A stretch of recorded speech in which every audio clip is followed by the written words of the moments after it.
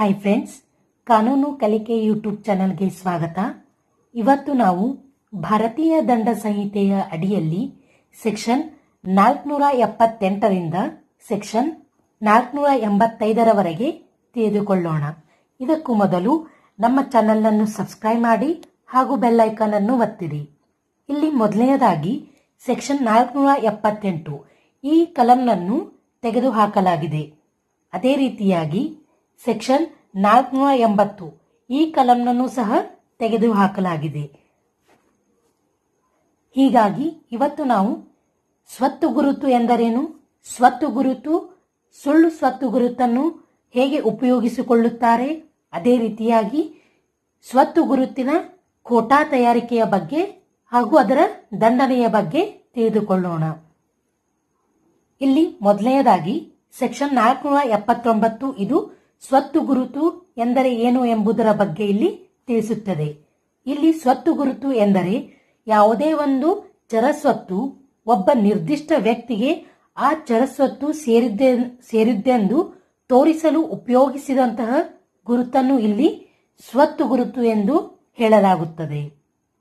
Section 481 ಇದು ಸುಳ್ಳು ಸ್ವತ್ತು ಗುರುತನ್ನು ಉಪಯೋಗಿಸುವುದರ ಬಗ್ಗೆ ಇಲ್ಲಿ ಕಲಂ ತಿಳಿಸುತ್ತದೆ.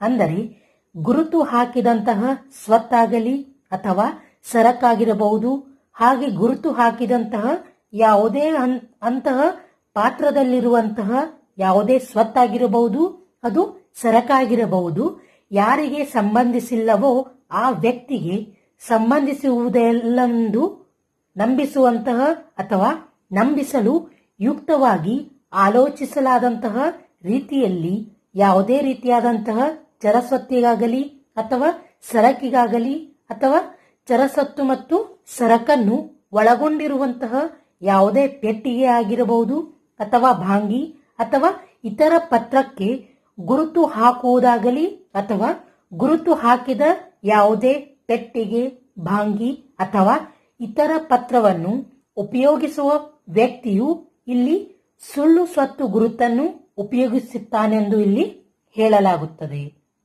ಅಂದರೆ ಇಲ್ಲಿ ಯಾವ ವ್ಯಕ್ತಿಗೆ ಆ ಚರಸ್ವತ್ತು ಸಂಬಂಧಿಸಿಲ್ಲವೆಂದು ಗೊತ್ತಿದ್ದರೂ ಸಹ ಆ ವ್ಯಕ್ತಿಗೆ ಆ ವಸ್ತುಗಳು ಸಂಬಂಧಿಸಿವೆ ಎಂದು ಸುಳ್ಳು ಸ್ವತ್ತು ಗುರುತನ್ನು ಉಪಯೋಗಿಸುವುದು ಇದರ ಅರ್ಥವಾಗಿದೆ.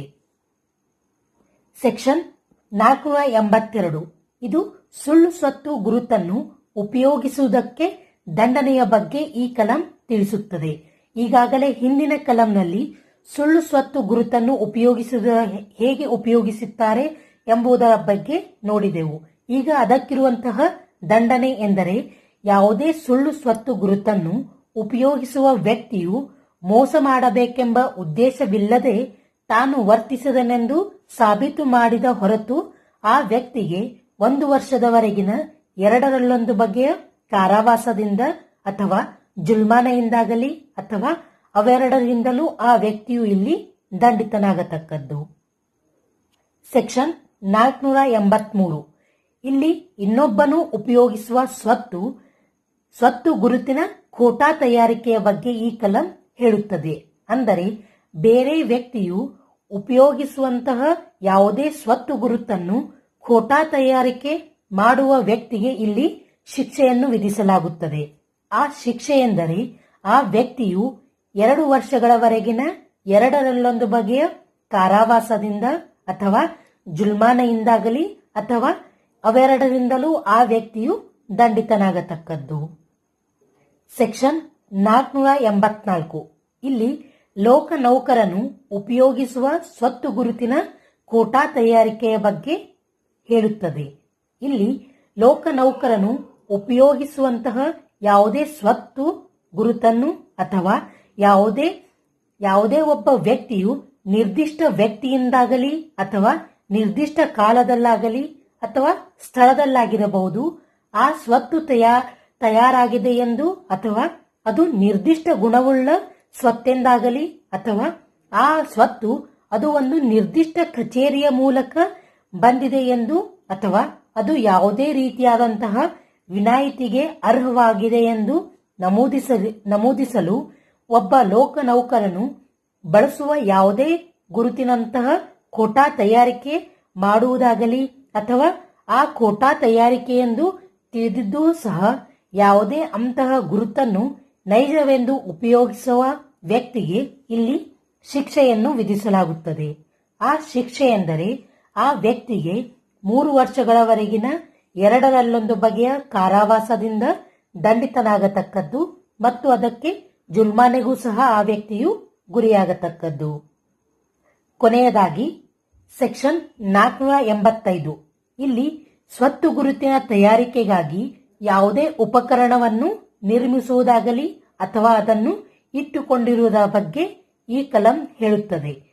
ಅಂದರೆ ಯಾವುದೇ ಒಂದು ಸ್ವತ್ತು ಗುರುತಿನ ಖೋಟಾ ತಯಾರಿಕೆ ಮಾಡಲು ಯಾವುದೇ ರೀತಿಯಾದಂತಹ ಅಚ್ಚು, ಪೆಟ್ಟಿಗೆ ಅಥವಾ ಇತರ ಉಪಕರಣವನ್ನು ನಿರ್ಮಿಸುವುದಾಗಲಿ ಅಥವಾ ಅದನ್ನು ಸ್ವಾಧೀನದಲ್ಲಿಟ್ಟುಕೊಂಡಿರುವಂತಹ ಅಥವಾ ಯಾವುದೇ ಒಬ್ಬ ವ್ಯಕ್ತಿಗೆ ಆ ಸರಕುಗಳನ್ನು ಸೇರಿಲ್ಲವೋ ಆ ವ್ಯಕ್ತಿಗೆ ಆ ಸರಕುಗಳು ಸೇರಿದವುಗಳೆಂದು ನಮೂದಿಸುವಂತಹ ಯಾವುದೇ ಒಂದು ಉದ್ದೇಶಕ್ಕಾಗಿ ಅದನ್ನು ಸ್ವಾಧೀನದಲ್ಲಿಟ್ಟುಕೊಂಡಿರುವ ವ್ಯಕ್ತಿಗೆ ಇಲ್ಲಿ ಶಿಕ್ಷೆಯನ್ನು ವಿಧಿಸಲಾಗುತ್ತದೆ. ಅದೇ ರೀತಿಯಾಗಿ ಅದು ಕೂಡ ಒಂದು ಶಿಕ್ಷಾರ್ಹ ಅಪರಾಧವಾಗಿರುತ್ತದೆ. ಇಲ್ಲಿ ಆ ವ್ಯಕ್ತಿಗೆ ಶಿಕ್ಷೆಯನ್ನು ವಿಧಿಸಲಾಗುತ್ತದೆ. ಆ ಶಿಕ್ಷೆ ಎಂದರೆ ಆ ವ್ಯಕ್ತಿಯು 3 ವರ್ಷಗಳವರೆಗಿನ 2 ಬಗೆಯ ಕಾರಾವಾಸದಿಂದ ಅಥವಾ ಜುಲ್ಮಾನೆಯಿಂದಾಗಲಿ ಅಥವಾ ಆ ವ್ಯಕ್ತಿಗೆ ಅವೆರಡರಿಂದಲೂ ಆ ವ್ಯಕ್ತಿಯನ್ನು ಇಲ್ಲಿ ದಂಡನೆಗೆ ಗುರಿ ಮಾಡಲಾಗುತ್ತದೆ.